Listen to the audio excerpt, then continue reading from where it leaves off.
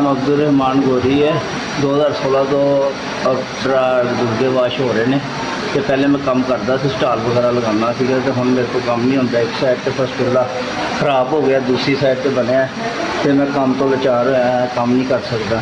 ਜਦੋਂ तक मेरे को गुर्दे वाश होए ने तो मैं अपने आप अपने तौर पर गुर्दे वाश करवाता रहा वा, पर हुण मेरी हिम्मत नहीं है। कार्ड भी बंद हो गया तो काफ़ी देर तो कार्ड बंद है, तो मेरा अफोर्ड नहीं कर सकता।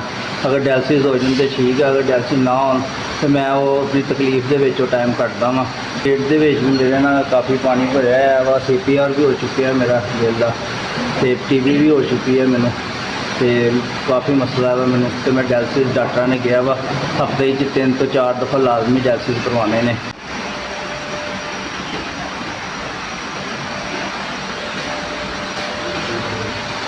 ਤੁਹਾਡੇ ਅਦਾਰੇ ਦੀ ਬਹੁਤ ਬਹੁਤ ਮਿਹਰਬਾਨੀ। ਤੁਹਾਡੇ ਵੱਲੋਂ ਮੈਨੂੰ ਇਹ 4 ਕਿੱਟਾਂ 4 ਟੀਕੇ ਹੈਪਰਿਨ ਮਿਲੀ ਹੈ। ਮੇਰਾ ਇੱਕ ਹਫ਼ਤਾ ਆਰਾਮ ਨਾਲ ਗੁਜ਼ਰ ਜਾਏਗਾ। ਜਿਹੜਾ ਈਦ ਦੇ ਵਿੱਚ ਲਾਹੌਰ ਵਿੱਚ ਕੈਂਪ ਲੱਗਾ ਸੀਗਾ ਤੇ ਉਦੋਂ ਵੀ ਸਾਨੂੰ ਸਮਾਨ ਮਿਲਿਆ। ਉਦੋਂ ਜਿਹੜਾ ਪਹਿਲਾ ਕੈਂਪ ਲੱਗਿਆ ਵਾ ਉਦੋਂ ਵੀ ਮੈਨੂੰ ਸਮਾਨ ਮੇਰਾ ਪਹੁੰਚ ਗਿਆ ਸੀਗਾ। ਤੁਹਾਡੀ ਬੜੀ ਮਿਹਰਬਾਨੀ। ਮੇਰਾ ਐਕਸੀਡੈਂਟ ਹੋਇਆ ਸੀ, ਮੈਂ ਆ ਨਹੀਂ ਸੀ ਸਕਦਾ। ਅੱਜ ਮੈਨੂੰ ਫਿਰ ਦੂਸਰੀ ਦਫਾ ਕਿੱਟਾਂ ਮਿਲੀਆਂ ਨੇ, 4 ਟੀਕੇ, ਪੂਰਾ ਸਮਾਨ ਮਿਲਿਆ। पाक तुहाडे इदारे की खैर करे, अल्लाह पाक तुहानूं होर हिम्मत दे, अल्लाह पाक तुहानूं जज़ा दे। बड़ी बड़ी मेहरबानी जिहड़ा तुसीं साडा साथ करदे गरीब। मेरा नाम नासिर महमूद है। मैं 1 साल के गुर्दे वाश करवा रहा हूँ। मेहनत मजदूर बंदा है, दिहाड़ी धप्पा करदा है, वो भी नहीं होंदा है। 300-400 कमा के लै आंदा, जो भी नहीं होंदा है, जो भी नहीं। गुर्दे का मसला बनया, घर मंजी पे पै गया। मुश्किल किराया भी फड़ के मैं आना ही करो, हस्पताल आना है।